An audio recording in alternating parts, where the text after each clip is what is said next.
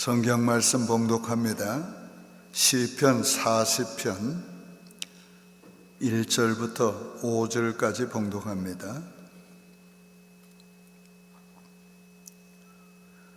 내가 여호와를 기다리고 기다렸더니 귀를 기울이사 나의 부르짖음을 들으셨도다. 나를 기가 막힐 웅덩이와 수렁에서 끌어올리시고 내 발을 반석 위에 두사 내 걸음을 견고하게 하셨도다. 새 노래 곧 우리 하나님께 올릴 찬송을 내 입에 두셨으니 많은 사람이 보고 두려워하여 여호와를 의지하리로다. 여호와를 의지하고 교만한 자와 거짓에 치우치는 자를 돌아보지 아니하는 자는 복이 있도다. 여호와 나의 하나님이여, 주께서 행하신 기적이 많고 우리를 향하신 주의 생각이 또 많아 누구도 주와 견줄 수 없나이다. 내가 널리 알려고 하고자 하나 너무 많아 그 수를 셀 수도 없나이다. 아멘. 우리 눈앞에 없지만은 우리 성가대원들 위해서 박수 한번 쳐보시죠.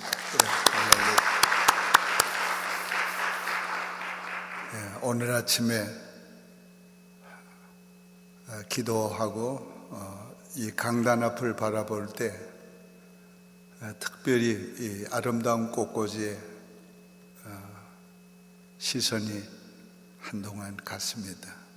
너무도 아름다워서 보다가 그래, 아무도 없는 텅 빈 교회당에 꽃꽂이를 한 것은 하나님 보시라고 했지. 하나님, 꽃꽂이 아름답지요. 하나님 보세요.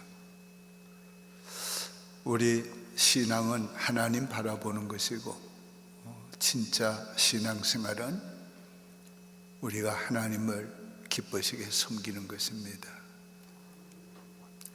지난 주일에는 삶을 두려워하지 말라고 말씀을 드렸습니다. 오늘은 여호와를 기다리라는 말씀을 전하려고 합니다. 여호와를 기다리는 것은 그만한 가치가 있습니다. 왜냐하면 여호와는 기다리면 반드시 오시기 때문입니다. 늦게 오지 않습니다. 일이 끝난 다음에 오지 않습니다. 주님께서 정한 시간에 우리에게 가장 필요한 때에 오십니다. 또 하나님이 오시면 반드시 우리를 도와주시기 때문에 그렇습니다. 우리가 아무리 했어도 노력해도 안 되던 거 하나님이 오시면 단번에 이루어 주십니다. 우리 인생에 반전이 생깁니다. 하나님이 하시는 일은 극적인 일이 많습니다. 그러므로 하나님을 기다릴 만한 기다림은 가치가 있는 것입니다. 오늘 본문이 그것을 우리에게 말씀하고 있습니다. 첫째는 여호와를 기다리라고 했습니다. 1절에 내가 여호와를 기다리고 기다렸더니 귀를 기울이사 나의 부르짖음을 들으셨도다. 여호와를 기다리고 기다렸다, 그렇게 말했습니다. 다윗은 하나님을 기다리되 꽤 오래 기다린 것 같습니다. 간절하게 기다린 것 같습니다. 기다리고 또 기다렸다, 그렇게 말합니다. 다윗은 기가 막힐 깊은 수렁에 빠졌지만은 여호와를 기다렸습니다. 여기 기가 막힐 웅덩이 스스로 헤어나올 수 없는 것입니다. 또 여기 수렁은 스스로 헤어나오려고 하면 할수록 더 빠지는 게 수렁입니다. 도저히 인간의 힘으로 살아날 수 없는 그런 때에 그는 포기하지 않고 절망하지 않고 하나님을 기다린 것입니다. 이것이 믿음인 것입니다. 우리는 끊임없이 하나님을 바라보고 살아야 되고 하나님을 기다리며 살아야 합니다. 하나님은 하박국 선지를 통해서 약속했습니다. 비록 더딜지라도 기다리라. 자, 비록 더딜지라도 기다리라. 그러면 어떻게 한다고 그랬어요? 지체되지 않으리라. 지체되지 않고 반드시 이루리라. 요 지체되지 않는다는 말이 뭡니까? 우리는 지체되는 것 같은데, 우린 늦게 오신 것 같은데, 하나님은 지체하고 계시는 게 아니고 제 때에 오신다는 말입니다. 여호와를 부르짖으며 기다리시기 바랍니다. 나의 부르짖음을 들으셨도다. 믿음의 사람들은 다인만이 아니라 다 하나님께 부르짖으며 인생을 살았습니다. 문제를 해결했습니다. 2차 대전 때에 영국의 처칠 수상의 일화가 많습니다. 그 일화 중에도 기도한 일화가 많습니다. 한 번은 의회에서 중대한 결정을 하는데 의장이 처칠을 보니까 고개를 숙이고 잠이 든 것 같았습니다. 그래서 의장이 말했습니다. 지금 우리는 국가의 중대한 결정을 하려고 하는데 우리 수상은 지금 자고 있습니다. 그때 처치는 고개를 바짝 들면서 무슨 소리요? 나는 지금 우리 하나님께 도움을 구하고 있는 중이요. 그는 2차 대전의 위기에 영국이 처했을 때에 전 국민에게 기도해달라고 부탁했고 전 국민이 부르짖으며 하루를 기도했습니다. 그 결과가 어떻게 됐어요?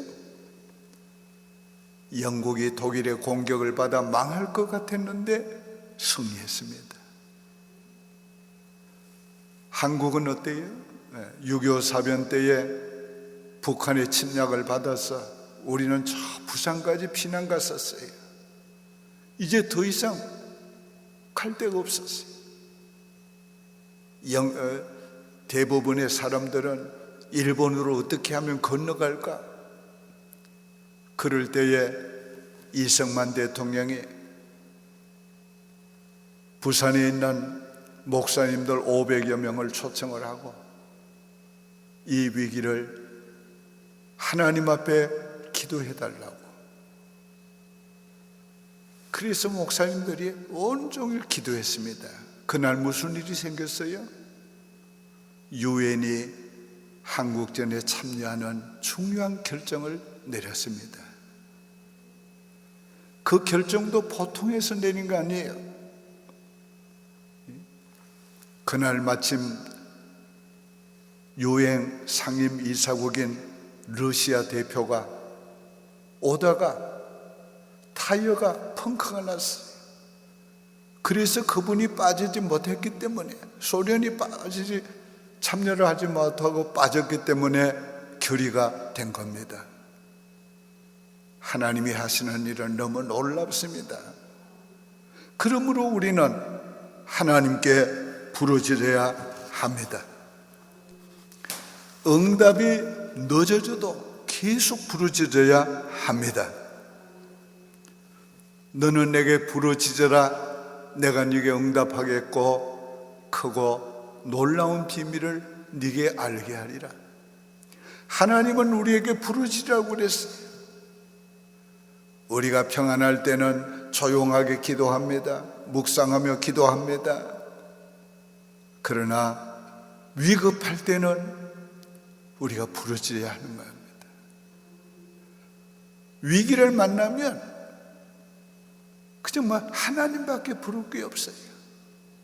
그 부름이 간절합니다. 그것이 바로 부르짖음인 거예요. 이 부르짖는 것은 평소보다 더 절실한 것이고 간절한 표현이 되는 것이에요. 부르짖으면 반드시 주님이 응답해 주십니다. 우리가 부르짖은 후에는 기대하며 기다려야 합니다. 기도는 마치 씨앗을 심은 것과 같습니다. 그러므로 그 다음에는 싹이 나기를 기대하며 기다려야 하고 열매를 맺도록 기대하며 기다려야 하는 것이에요. 농부가 그렇게 하잖아요. 농부는 씨를 뿌리고 싹이 나기를 기다리고 또 여름 내에 가꾸고 가을에 열매 맺기를 기다립니다. 오늘 우리는 기도한 후에 기다리고 말씀을 순종하고 지킨 후에 기다리고, 오늘 우리는 하나님께서 열매를 거두게 하실 때까지, 응답하실 때까지 계속 기다려야 하는 것입니다. 기다릴 때는 어떻게 기다립니까? 상을 찡그리고 슬픈 기색으로 기다립니까? 아닙니다. 믿음으로 기다리는 사람은, 확신을 가진 사람은 소망 가운데 기다리는 겁니다. 밝은 얼굴로 기다리는 거예요. 하나님이 이루어 주신 것을 현실로 보듯이 보면서 기다리는 겁니다. 미국이 이 대륙의 철도 건설을 할 때에 유명한 감독자 헨리 카이즈라는 사람이 있었어요. 그 당시에 많은 산을, 터널을 뚫고 철로를 넣으니까 얼마나 어려운 일이 많은지 모릅니다. 한 번은 카이저 씨가 현장에 도착하니까 사람들이 막 슬픈 기색을 하고 있습니다. 그래서 카이저 씨가 이렇게 말했어요. 왜들 그렇게 슬픈 얼굴들입니까? 카이저 씨, 저기를 한번 보세요. 저 비가 와서 산이 무너져 헐더미 속에 우리 모든 기재가 다 묻혀버렸습니다. 저거 보세요. 그랬더니 카이저 씨가 이렇게 말했습니다. 나는 안 보이는데요. 나는, 내 눈에는 푸른 하늘만 보입니다. 내 눈에는 이 산에 터널이 생기고 그 터널 밀에 선로가 깔리고 기차가 달리는 모습이 보입니다. 오늘 믿음의 사람들은 기도하고 그렇게 믿음으로 기대하며 살아야 하는 것입니다. 하나님의 기도의 응답을 주시는 그 모습을 그리면서, 그때를 상상하면서 기대감에 넘쳐서 우리 기다려야 하는 것이에요. 뿐만 아니라 기대하면 그 길로 나가야 해요.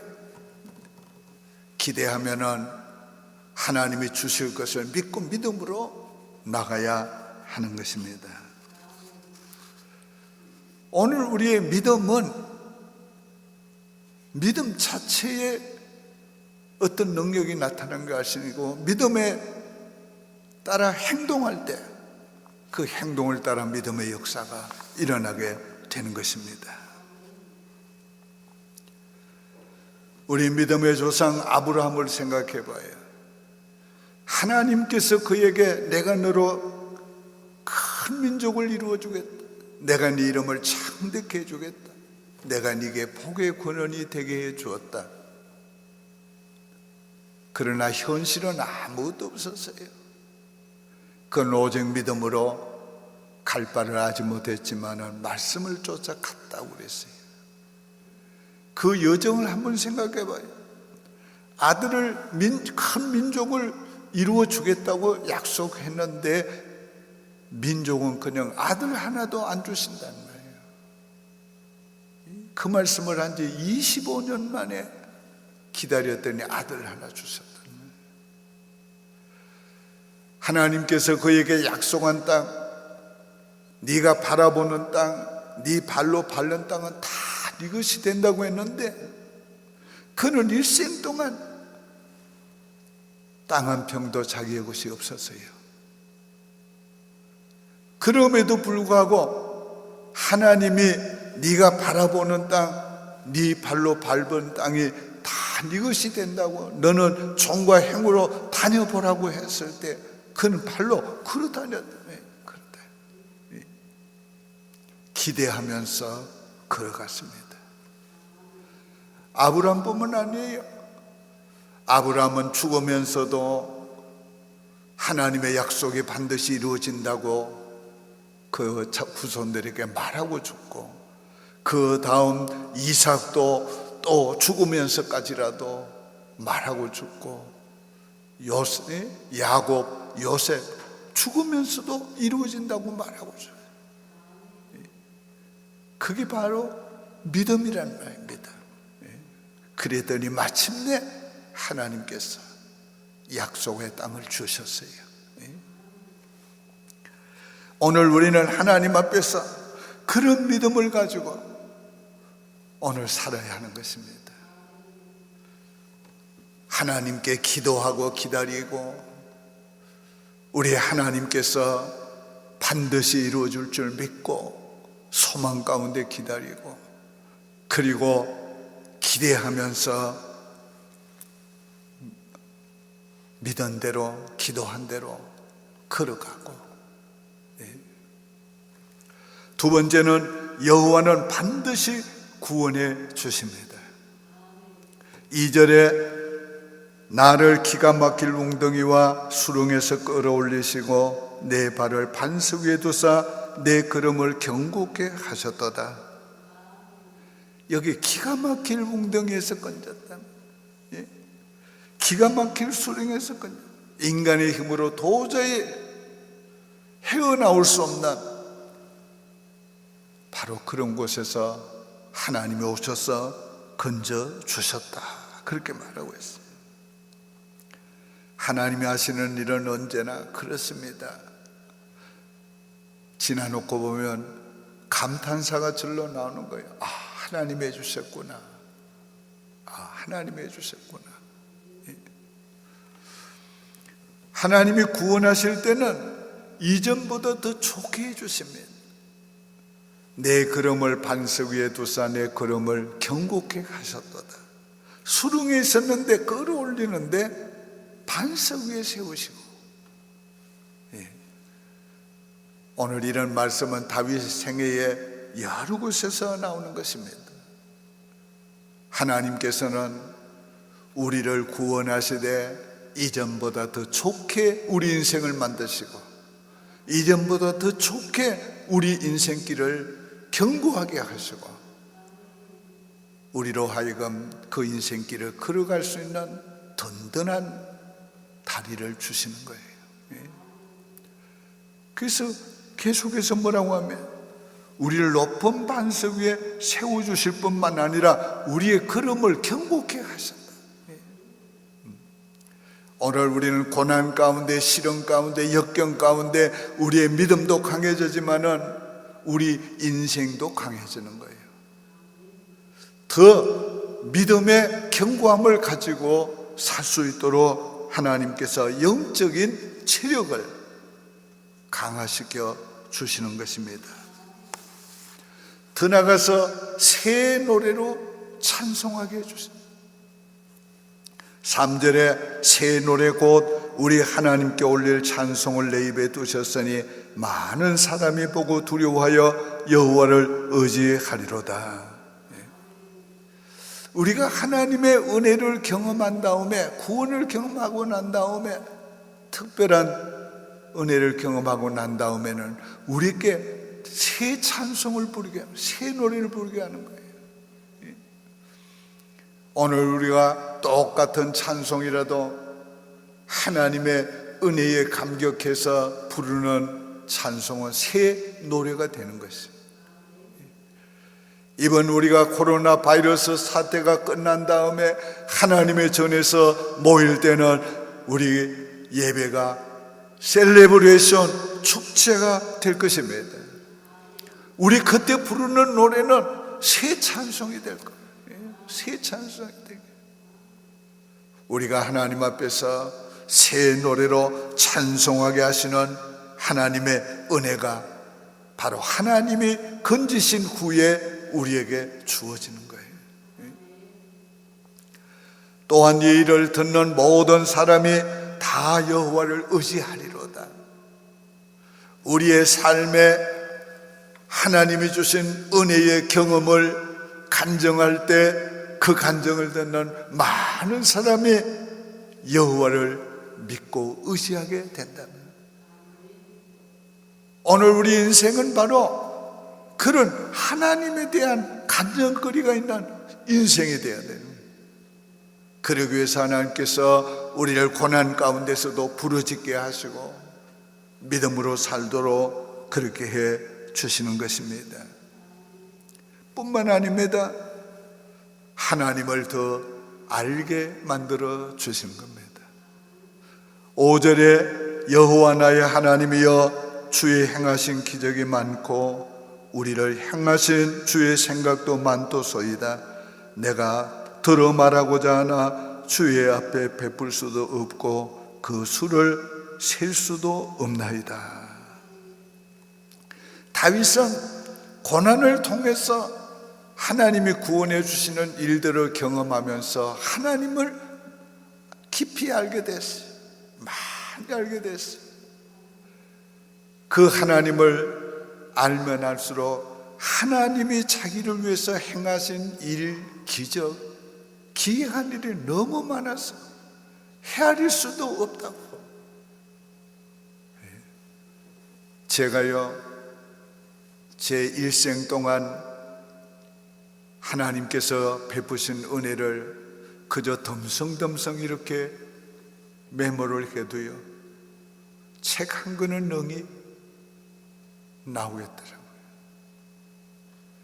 하나님의 은혜를 잊어버리지 않고 다 기록했다면 얼마나 많겠어요. 얼마나 많겠어요.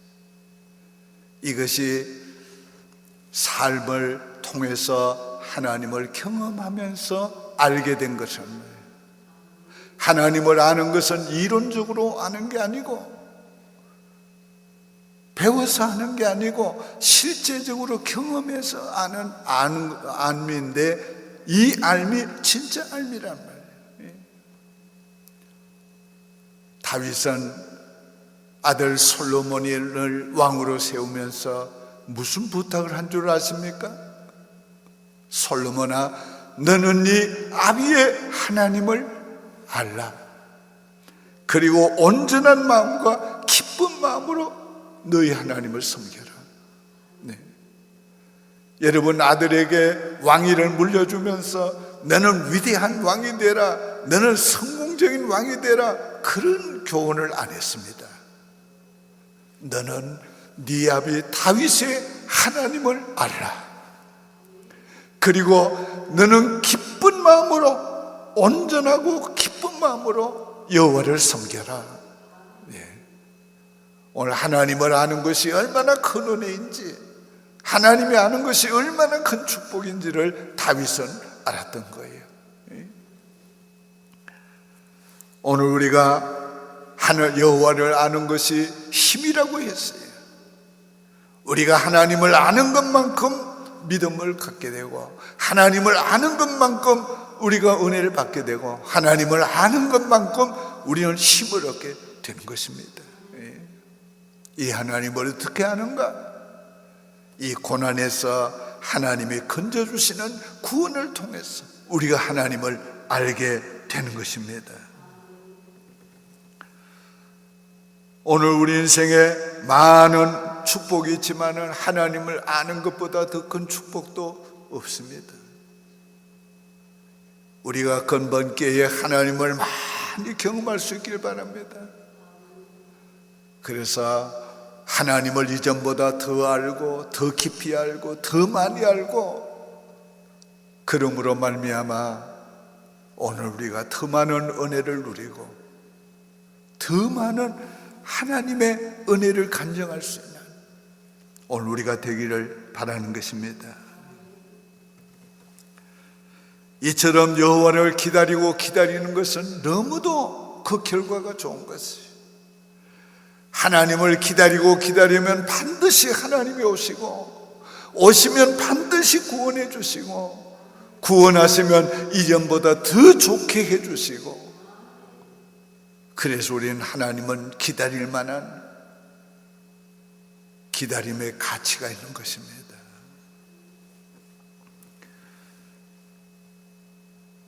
결론적으로 말씀을 맺습니다. 오늘의 말씀을 믿음으로 받으셨으면 제가 선포할 때에 아멘으로 화답하시기를 바랍니다. 여호와께 부르짖으며 기다리자. 믿음으로 기대하면서 기다리자. 어떤 상황에서도 기다리자. 비록 더딜지라도 기다리자. 지체하지 않고 오시리라. 여호와를 기다리라. 이 말씀을 가슴에 품고 한 주간을 하나님을 바라보며 기도하며 하나님의 도우심을 기다리는 그런 삶이 되기를 바랍니다. 기도드리겠습니다. 거룩하신 하나님 아버지, 여호와를 기다립니다. 파수꾼이 아침을 기다림보다 더 여호와를 기다립니다. 여호와여, 여호와여, 여호와를 기다리는 주의 백성들, 주여 부르짖으면서 기다리는 주의 백성들, 주여 지체하지 아니하시고 오실 줄을 믿습니다. 지체하지 아니하시고 오셔서 도와주실 줄 믿습니다. 여호와여, 이전에 없던 은혜와 이전에 없던 복을 주셔서 아버지, 우리들의 인생이 이전보다 더 좋아지게 하시고 이전보다 더 많은 간증을 하게 하시고 이전보다 더 좋은 새 노래로 여호와를 찬송하게 하시고 이전보다 여호와를 더 깊이 알고 힘있는 믿음의 삶을 살게 도와 주시옵소서. 우리 성도들 축복하시고 도와주시기를 간절히 기도하옵고 예수님의 이름으로 기도드립니다. 아멘.